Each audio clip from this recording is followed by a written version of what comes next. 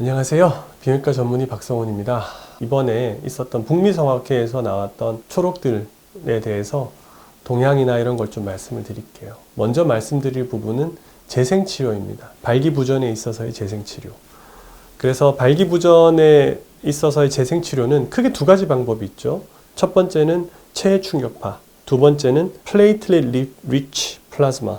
이걸 우리 말로 어떻게 PRP라고 보통 얘기를 하는데 혈장치료라고 보셔도 돼요. PRP부터 말씀드리면 이거는 이제 우리 몸에 있는 혈액을 뽑아서 그거를 원심분리기로 돌리면 혈구, 적혈구나 백혈구 이런 애들은 가라앉고 그 위에 맑은 혈장이 뜨게 돼요. 물처럼. 거기에 혈소판이 많은 층이 생겨요. 그 혈소판이 많은 층을 따로 추출해서 주사를 한다. 기본적으로 이렇게 보시면 돼요. 그럼 왜 혈소판이냐? 혈소판에는 성장인자가 많아요. 성장인자가 뭐냐? 우리가 상처가 나잖아요. 그럼 피가 나고 거기가 나중에 응고가 되죠.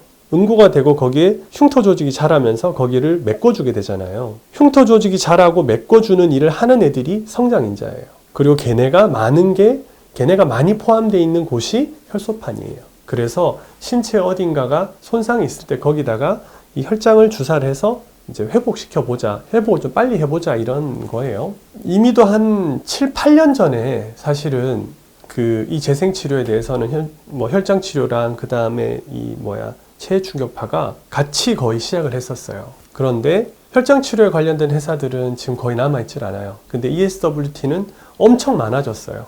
회사가. 여러 가지 이유가 있는데 ESWT가 넓게 퍼진 거는 사실 모든 ESWT 기계가 효과가 있었고 모든 ESWT 기계에서 환자들이 효과를 봤기 때문에 그런 건 아니에요. 무슨 이유냐? 체해 충격파 기계는 미국에서는 그 에너지 레벨을 낮게 하면은 한국도 마찬가지지만 그냥 가정용 의료기기로 판매할 수가 있어요. 그래서 체해 충격파가 이발소, 미장원 이런 데서들 뷰티 살롱 이런 데서 이제 많이 한 거예요. 그래서 기계가 사실 세일즈가 좋았어요. 실제로 효과가 있는 기계가 많은 건 아니었고 여전히도 북미성악회에서는 체해 충격파 그 자체에 대해서 굉장히 부정적인 시각이 강해요. 왜냐? 미국 시장이 그렇기 때문에. 그 반면 유럽 시장은 어떠냐? 독일이나 이쪽은 어떠냐? 안 그래요. 거기는 그냥 가정용 의료기기로는 거의 판매가 되질 않아요. 프로페셔널 기계, 정말 효과가 있는 기계만 계속 찾아왔었어요. 이번 세션에 이제 SMSA, 북미성악회랑 세계성악회가 같이 있었으니까 미국 쪽 성악회에서 발표하는 세션 쪽에서는 체해 충격파가 좀 부정적이에요.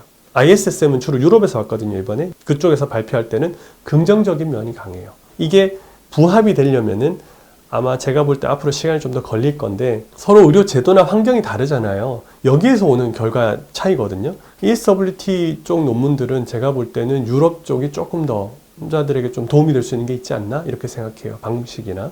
PRP의 경우에서는 앱스트랙트 발표나 초록 발표 이런 게 한 두세 건 있었는데 아직 갈 길이 멀다. 효과가 있을 수도 있는 것 같은데 정확하게 뭐를 어떻게 효과가 있을지는 모르겠다. 그리고 이거는 환자한테 아직까지는 미국에서는 적용하기는 좀 어렵다라는 게 결론이었어요. 그래서 재생치료는 점점 좋아질 가능성은 있지만 아직까지는 그 한계가 좀 뚜렷한 것 같아요.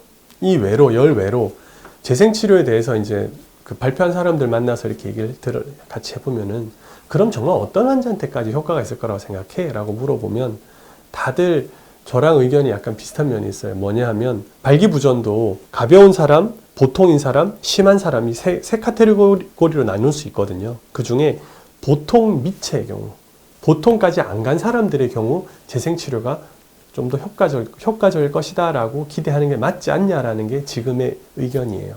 물론 이거는 연구가 딱 명확하게 나온 건 없어요. 체해 충격파 같은 경우에는 그런 면이 좀 있긴 하지만은 PRP는 아직까지 우리가 제대로 알지를 못하니까 요약해서 말씀드리면은 효과는 있다. 그러나 발기부전이 심하지 않은 사람, 가령 약을 복용하는데 내가 약 복용이 좀 귀찮다. 혹은 약에 대한 반응이 약간은 일정하지 않을 때도 있다. 애매하죠.